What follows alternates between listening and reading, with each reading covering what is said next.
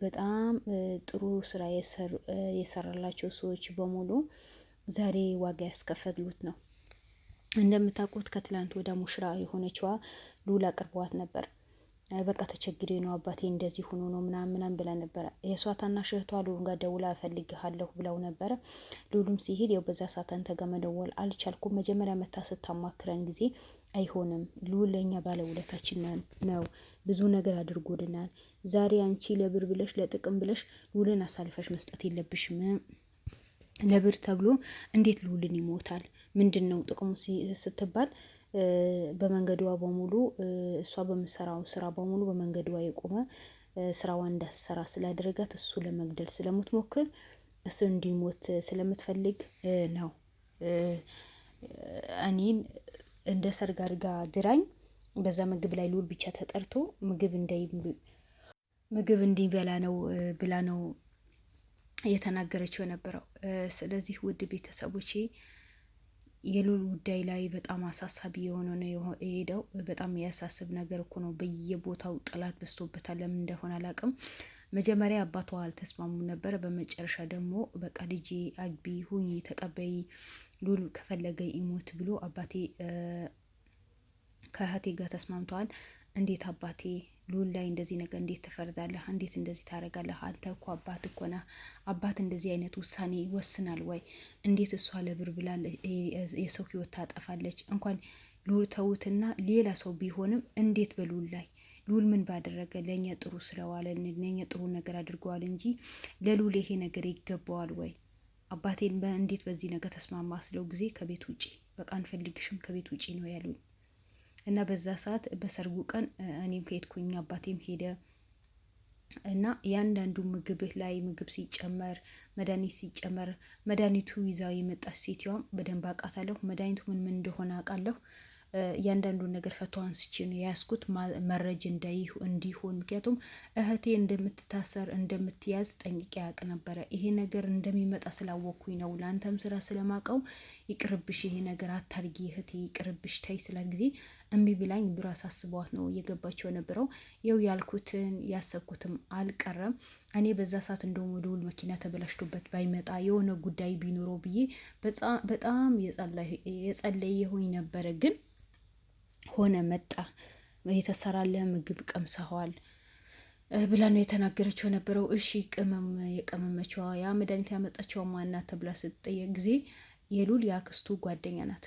የአክስቱ ጓደኛ ውድ ቤተሰቦቼ ከዚህ በፊት ዶክተር ነርስ ነበረች። አሁንማ ዶክተር የሚባሉት ነገራቶች ያስጠሉኝ ነው የመጣሁት። እኔ ሁሉ ዶክተር ያልኩኝ አይደለም ከቅርታ ጋር። ከዛ ነርስ ነበረች። በዛ ባኪም በነርስነቷ ብዙ ያስቸግራ የብዙ ሰው ህይወት እንዲያልፍ አድርጋ መድኃኒትም አሳልፋው ውጭ የሸጠች ነበረ። በዛ የመጣ ማለት ከስራዋ ተባረራለች። የትም ቦታ መቀጠር እንደማትችል ነው ከስራዋ ነው የተባረረችው። ከስራዋ ስትባረር ጊዜ እሷ ደግሞ ውጭ ያሉ ሰዎችን እንደዚህ ያልሆኑ መድኃኒቶች ቀመማ ሰውን የሚያጠፋ የሰውን ህይወት አደጋ ላይ የሚጥል ሰውን አይምሮን እንዲስት ምንም አይነት ነገር እንዳያስብ የሚያደርግ መድኃኒት ቀመማ ነው የምትሰጠው። ምን አይነት አረመኔ እንደሆነች ሴት እኔ አላቅም። እኔ ሴቶች ስትባሉ በዚህ ልክ ለምንድነው አረመኔ የምትሆኑት? ነገን እኮ እናንተ ወልዳችሁ እኮ ልጃችሁ ምንም ነገር ሊሆንባችሁ ማትፈልጉ ከሆነ በሰው ልጅ ላይ ለምንድነው በሰው ህይወት ላይ እንደዚህ በዚህ ልክ የምትጫወቱት? ከዛ እቺ ሴትዋ ማናት እንዴት ናት ተብሎ በጥቆማ ተይዛለች። ውድ ቤተሰቦቼ መጀመሪያ ላይ ሉል ለምን ትገባለህ? ለምን እንደዚህ? እኔ ምንም አውቀው ነገር የለም። እኔ ምግብ ሰሪ ነኝ፣ ምግብ ነው ማቀርበው። በቃ ራሷ ምግብ የምትፈልግ ከሆነ እሰራለሁ፣ ለሁሉም ነገር እሰራለሁ። በሷ ቤትማ እንትን ምንድነው በእሷ ቤቷ ማስታወቂያ የሰራች ነበረ። ከዛ ልውል መጨረሻ ላይ አንቺ ምግብ አይደለም ምሰሪው ሌላ ነገር ነው ምሰሪው፣ ስለዚህ እውነቱ ተናገሪ ስላት እኔ ምንም ነገር ምነግርህ ነገር የለም፣ ምንም ማቀው ነገር የለም። እሺ ካክስቴ ጋር ምንድን ነሽ ሲላት ጊዜ ዘመድ ነን አለችው። ልውል ማያውቃት ዘመድ ከየት መጣች? ልውልን ማያውቃት ዘመድ ከየት መጣች? ከዛ በመጨረሻ ያንዳንዱ ነገር ስራዋ ምን እንደምታረግ በምን ስራዋ ከስራዋ እንደተባረረች ምን አይነት እንደሆነች ያንዳንዱ ወዛ ቀን የሰርግ ቀን እሺ ምን አድርገሻል ስትባል ምግብ አቀራርቤ ነው ውጭ የኛ ከዛ በኋላ እኛ እንጨልፋለን እቃዎችን እናነሳለን ውጭ ብለውኝ እኔ ሌላ ጉዳይ ነበረኝ ሌላ ቦታ ሄድኩኝ ምን ይከሰት ምን ይፈጠር ምንም ነገር አላውቅም ነው ያለችው ነበረው መጀመሪያ ስትክድ ጊዜ የወንጀል የሰሩ ሰዎች ታውቃላችሁ በየጊዜ እኛ እንደዚህ ያላደረግንም ብሎ ይዋሻሉ እንጂ እውነታው አይናገሩም ለምን ስለሚፈሩ ማለት ነው ፈሪ ስለሆኑ ስለዚህ እቺ ሴትዋ በመጨረሻ ነገሩ አምና ተቀብላ ከብዙ ክርክርና ከብዙ መከራ በኋላ ያለውን ነገር ተናግራለች። በቃ እኔ አድርጊ ተብያለሁ፣ ስለዚህ ያዘችኝም አክስትህ ናት እና መድኃኒቱ ኬታ መጣሹ ስትባል ጊዜ እኔ ነኝ ከባህል መድኃኒትም ከዘመናዊ መድኃኒትም ቀላቅዬ ያዘጋጀሁት እኔ ነኝ ያዘጋጀሁት። እሱም አክስትህ አዘጋጅ ብላኝ ነው። ለምን በመንገዷ በሆኑ የቆምክ ነው፣ መንገዷ በሆኑ የዘጋህባት ነው። አንተ በምሰራው ስራ እሷ ደስተኛ አይደለችም። ደስታዋ ያጣች ነው፣ ብር ያጣች ነው። ስለዚህ አንተ ስራ እንዳትሰራ ከስራው ግለተኛ ሆነህ እንድትኖር ከሰው ጋር እንዳትስማማ እንዲያመህ ታመህ ደግሞ መጨረሻ ላይ እንድትሞት የሚያደርግ መድኃኒት ነው የቀመምኩኝ የነበረው አለች። በአፏን የተናገረችው ደግሞ ይሄን ብላ ስትናገር እኮ ምንም ነገር አታፍርም። ምንም ነገር በቃ የሆነ ጀብድ እንደሰራ ሰው ምን አይነት ስራ ጥሩ ስራ እንደሰራ ሰው ደረቷ ነፍታ ነው የምሰራው ነበረው። አንድ ደግሞ የሚያሳዝነው ነገር ይሄ በሙሉ ያደረገችበት በጣም ብዙ ብር ነው የተከፈላት። በቃ እኔ ታርዣለሁ ነው ያለችው። ስራ ነው አለች። እሺ የአሞቴና የሳምራዊ ጎሳዎች በሙሉ እንደዚህ የሚያብዱት ምን የሚሉት መድኃኒት ካንቺ ነው? አዎ ስራ ነው። በቃ አክስትህ ታዘኛለች። ስራ ነው። ሰው ስራ እና የሰውን ነፍስ ያጠፋችሁ ነው እንዴ ስራ የምትሰሩት? ቆይ ጥፋት የሰራ ሰው እሺ ይቀጣ ትሉታላችሁ። ግን እንደዚህ ምንም የማያውቁት የራሳቸው በልቶ ያልጠገቡ ልጆችን በዚህ ልክ የምታጠፉ ሰዎች ምናችሁ ተነክቶ ነው የምለው። አይምሯችሁ ተዘግተዋል። ማሰብ አቁሟቸዋል። በቃ የጊዜ ህይወታችሁ የጊዜ የምትበሉት ነገር ብቻ ነው የምታስቡት። አረ በፈጠራችሁ ተው። ስራ ነው ደግሞ እኔ ታታፍርኩ ነው። ስራ ነው በቃ ስራ የሰራሁኝ ነው። ስራችን የሰራሁኝ ነው። እሷ ታዘኛለች፣ እኔ እሰራለሁ። ስለዚህ አንተ በዙሪያህን ደግሞ ብዙ ጠላቶች አሉ። በዙሪያህን አንድ ወዳጅ የለህም። እንዳለ በአንተ ዙሪያ ያሉት በሙሉ ያንተ ጠላቶች ናቸው። አንተ ለመውደቅ የሚጥሩ ናቸው። ውድ ቤተሰቦች አስቡት። ብዙዎቻቸው ለአንተ መውደቅ የሚፈልጉ ሰዎች ናቸው። እነዛ ሰዎች ናቸው በሙሉ ነው እኔ መጥቶ የሚያዙኝ እና እኔ ስራ አልሰራም አልልም። ምክንያቱም ብዙ ብር ይከፈለኛል በዚህ ጉዳይ ላይ። አስቡት። ሉልን ለመጣል ሆነ ብለው አቅደው ነው የተነሱት። የሚገርማችሁ ነገር ከሉል ከራሱ ጋር የሚሰራ አንድ ልጅ ሉልን አሳልፎ ነው የሸጠው።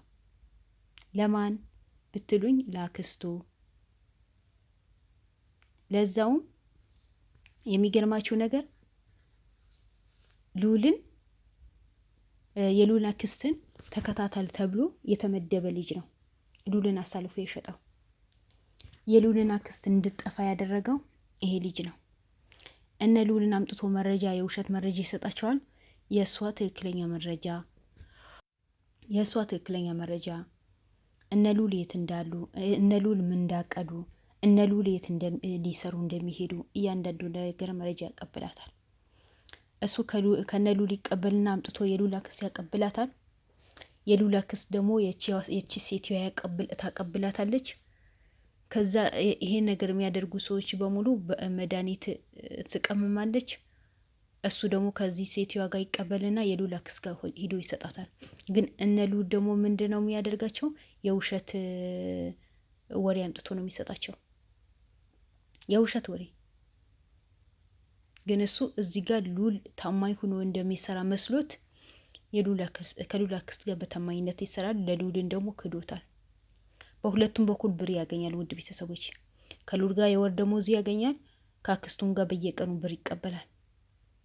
ስለዚህ ከሉል ጋር አብሮ በልቶ ጠጥቶ የኖረ ሰውየው ትላንት ያወቃት የሉልን አክስት የሰውን ህይወት ምንም ነገር ማያሳዝናት በራሷ ደስታ ብቻ የምትኖር የኔ ደስታ እንጂ ስለሌላ ሰው ደስታ አያገባኝ የምትል ጀግና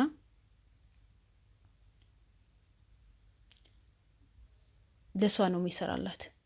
በጣም ስለተናደድኩ ነው ወሬውን የጠፋብኝ። ስለዚህ የልዑል ጉዳይ በጣም አሳሳቢ ነው የሆነው። ውድ ቤተሰቦቼ በየጊዜ ከራሱ ጋር የሚሰሩ ከራሱ ጋር የበሉ ከራሱ ጋር የጠጡ ሰዎች ይሸጡታል። ሁሌ እኮ ነው፣ ዛሬ ብቻ እንዳይመስላችሁ፣ ሁሌ ነው የሚሸጡት። እኔ ልዑል ካሁን በኋላ ይህ ስራ ቢያቆመው ነው የሚሻለው። ምክንያቱም በጣም ጠላል በዝቶበታል። ለምን እንዳትሉኝ ያሳዝነኛል። የሆነ ነገር ቢያደርጉትስ? እስኪ የራሱ እንትን መረጃ ሰብስብ የተባለ ልጅ እኮ ነው መልሶ የልዑልን ሸጠው።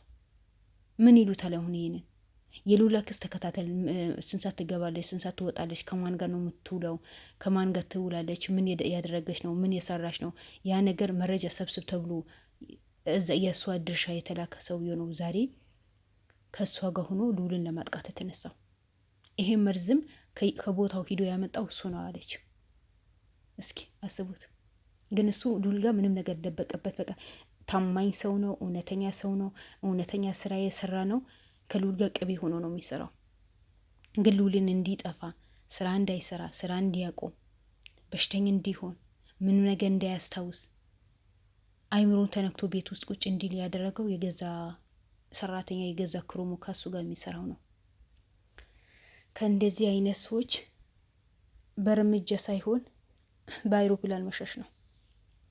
ወላሂ በጣም የልዑል ክሮሞዎች በጣም ያስጠሉኝ ነው በአሁን ሰዓት። በየጊዜ ልዑልን መሸጥ አይደብራችሁም እንዴ? ሺ የሚባል ነገር አታውቁም እንዴ? ኧረ ብስሚላ። ልዑል ለማንኛውም ራስህን ጠብቅ። በደንብ ክሮሞችን መፈተሽ አለብህ። ሁሌ አንተ ለመሸጥ የሚሞክሩ ስለሆኑ እንዳለ አውጥተው ወይ በአዲስ ማስገባት ነው። ለማንኛውም ፈጣሪ ይጠብቅህ። እወዳቸዋለሁ። ሰብስክራይብ አድርጉ ቤተሰቦች።